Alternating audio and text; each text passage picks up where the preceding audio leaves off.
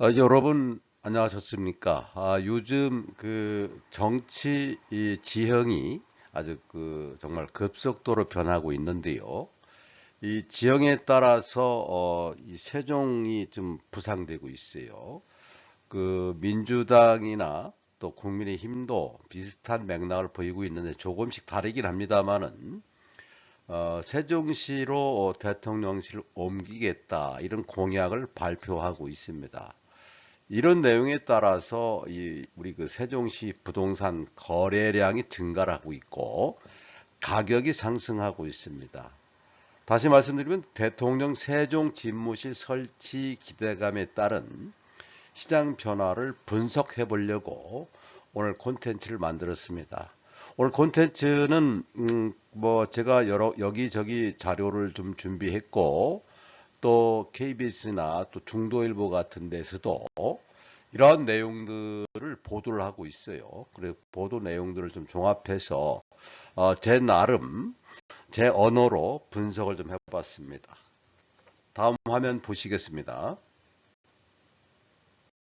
말씀드린 대로 세종시 이 부동산 특히 아파트 거래량이 증가하고 있다, 급증하고 있다는 것은 사실이죠. 지금 그 왼쪽에 막대 그래프를 잠깐 살펴보시면 지금 잘 안 보입니다만은 여기가 1월이고요. 1월 달에는 거래량이 299건이었습니다. 그리고 2월 달에는 373건 조금씩 상승하기 시작했어요.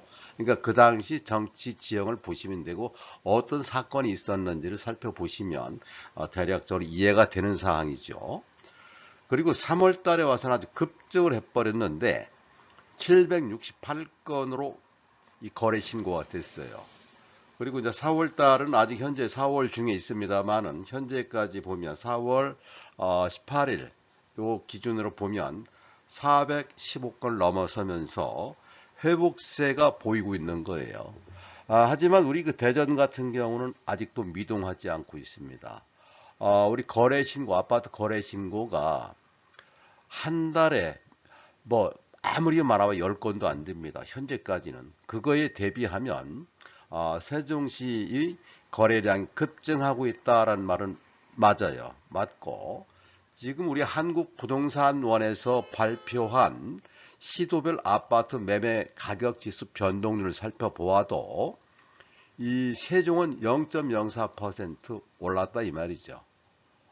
그리고 울산이 지금 0.02%, 서울이 0.08%니까 현재 그나마 지금 아주 그 지독한 불경기인 부동산 경기 상황 속에서 서울과 대전 그리고 울산이 선도하고 있다. 이렇게 그 말하자면 그 거시적으로 봤을 때 서울, 세종, 울산이 현재 선도하고 있다. 이렇게 보시면 될 것 같고요. 자, 그렇다면 여러분께서 짐작하시다시피 또 이미 제가 말씀드렸습니다만은 세종이 현재 그 정치 지형에 따라서 또 공약에 따라서 이 가격이 지금 급등하고 있는데 이러한 부분들을 여러분과 함께 생각을 좀 해보겠습니다. 이 상승 전환 배경은요. 대통령 세종 집무실 설치에 대한 기대감이죠. 이건 당연한 사항입니다. 현재 정치권 공약으로 부동산 시장을 자극하고 있습니다. 사실입니다, 이것은. 그 다음에 그 조기 대선 국면에 따라서 이 지역개발 공약과 맞물린 기대감이 확대되고 있어요. 그리고 이제 이 행정수도 이전론은 우리 다 알고 있는 사실 아닙니까? 2020년도에 말이죠. 행정수도 이전론이 정말 엄청났었어요. 그때 그 부동산 가격이 세종의 경우에 45% 급등한 선례가 있어요. 그래서 여러분이나 저나 이러한 사실들을 다 기억하고 있단 말이죠. 그러니까 우리 구독자님들도 그렇고 시장에 반응하는 자산 투자자들도 이 45%를 기억하고 있는 거예요. 그래서 시장이 변하고 있고 반응하고 있는 겁니다. 제가 말씀드린 대로 세종이 이렇게 변화가 되고 급격히 가격이 상승하고 매물이 들어가고 거래량 또는 증가하는 이유들이 바로 정치권 움직임 영향이죠. 지금 현재 이 세종시 수도 이전, 말하자면 대통령실 이전에 관해서 매우 적극적인 정당은 민주당이에요. 물론 국민의힘도 이런 부분에 관해서 긍정적인 사인을 보내고 있습니다. 하지만 긍정적인 사인 이전에 아주 적극적인 말하자면 민주당 후보들은 그런 의견을 표현하고 또 공약을 내세우고 있기 때문에 제가 이 콘텐츠 사진을 이렇게 채택했습니다. 오해를 없으시기 바라고요. 지금 이재명 전 대표의 공약을 보면 대통령실 세종 이전을 공식화했어요. 그리고 이제 김동연 경기지사도 이제 후보인데요. 예비 후보죠. 이 세 사람 다 세종 행정수도 기능 강화를 지지한다. 이렇게 이야기를 한 바가 있고, 또 김경수 전 경남지사 예비 후보도 대통령실 이전 정책을 지지한다. 이런 내용을 밝히고 있어요.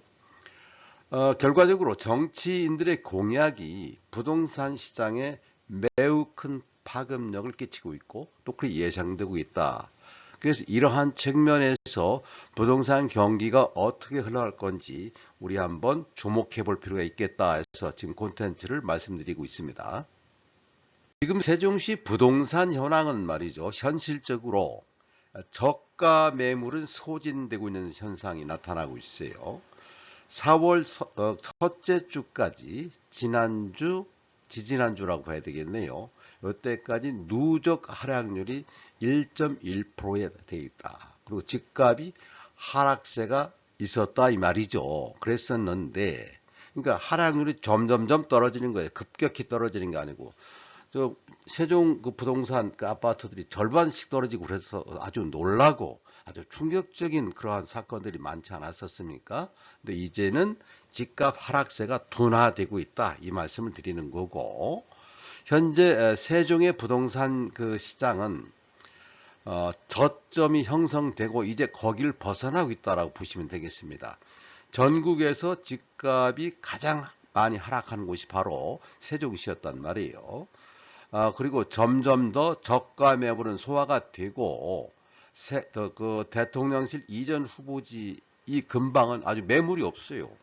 매물이 없단 말이죠. 정부청사 이 부분 이쪽에는 매물이 없다는 얘기예요. 그래서 매물이 급격히 감소하고 있다. 이게 바로 세종시 현장의 시장 동향입니다, 여러분.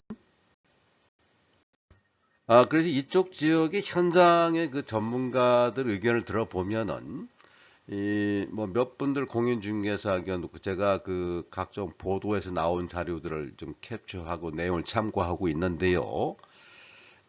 저가 매물이 소진되고 있다. 이 사실이다 이 말입니다. 그리고 대통령실 이전 후보지 있는 그 근방은 매물이 없다 이 말씀이에요.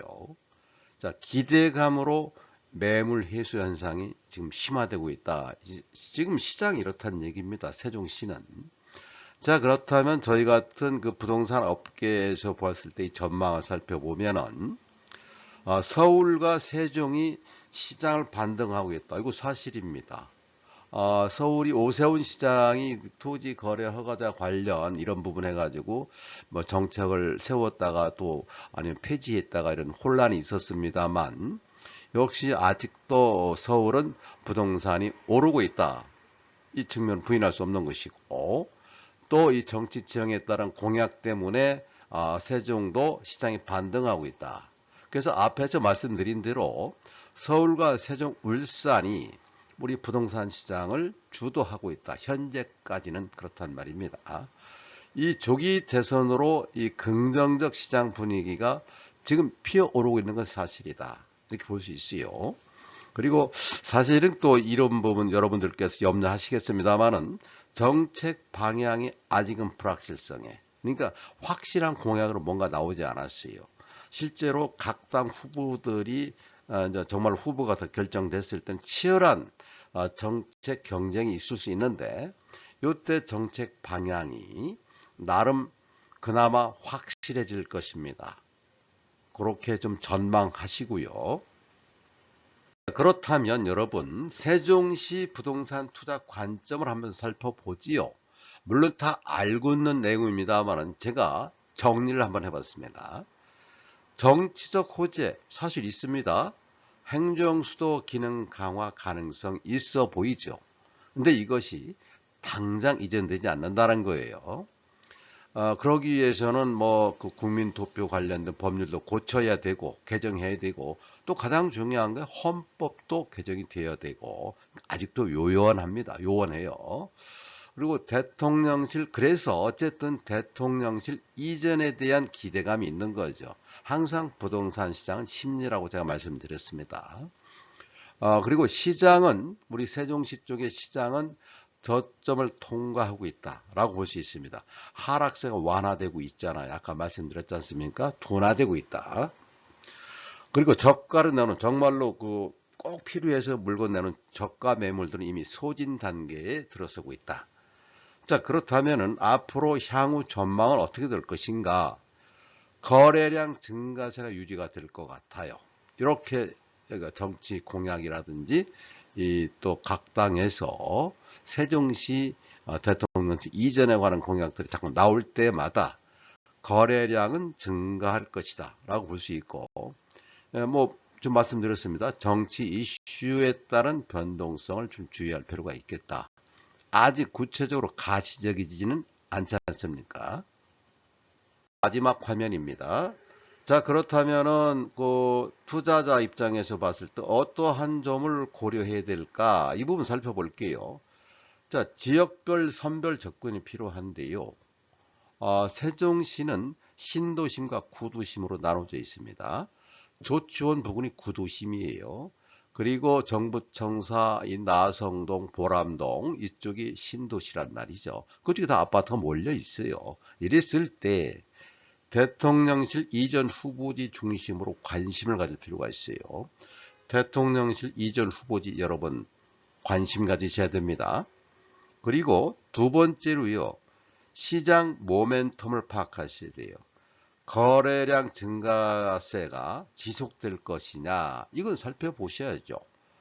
여러분이 살펴보지 않으시면 제가 살펴봅니다. 물론 제가 별도의 또 콘텐츠를 제작해서 여러분께 말씀을 드리겠습니다만 여러분들도 거래량이 이 증가세가 계속될 거냐 일시적인 거냐 지속적인 거냐 요거 좀 살펴볼 필요가 있고 그 다음에 정책 방향성 확인하셔야 됩니다. 정책이라는 게 늘 변할 수 있거든요. 공약이기 때문에. 행정수도 이전 논의 진행 사항을 점검할 필요가 있다. 제가 말씀드렸습니다. 당장 옮겨질 수 있는 게 아닙니다. 관련된 법률 인프라들이 또는 헌법 또 관련된 후속 법률들이 개정돼야 된다는 거예요. 그래서 이러한 상황을 아주 관심 있게 점검하시고 그리고 정치 일정도 조시하셔야죠.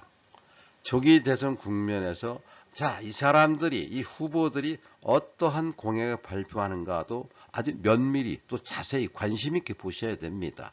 물론 언론 매체에서 엄청 이야기를 할 겁니다. 그래서 뭐 그냥 저절로 아시게 될 텐데 정보란 무엇입니까? 한 발 빠르게 아는 것이 진정한 정보의 가치가 있는 것이죠.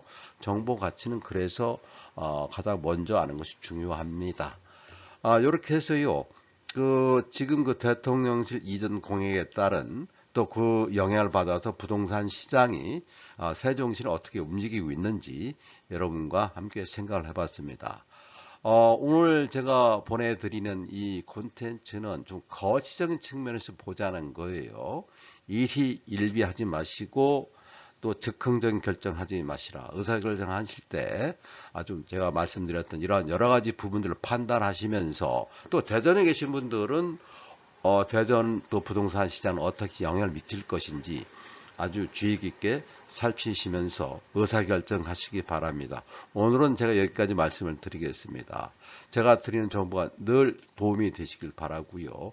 좋아요, 구독, 알람 부탁드리겠습니다. 여러분의 응원이 제가 콘텐츠를 만들어갈 때 아주 큰 힘이 됩니다. 감사합니다.